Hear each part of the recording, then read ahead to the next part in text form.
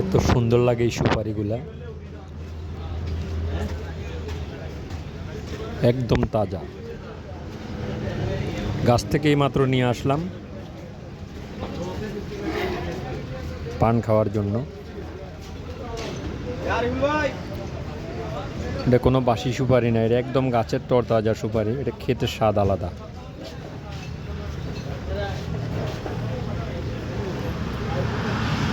দেখেন সুপারিগুলো কাঁচা হয় না, একদম গাছেই পেকে গেছে।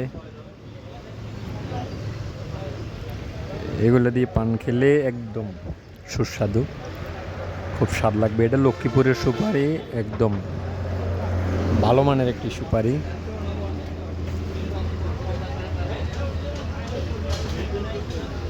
আমার পছন্দের সুপারিগুলো তাই কিনে নিলাম। পাশে থাকবেন, ধন্যবাদ।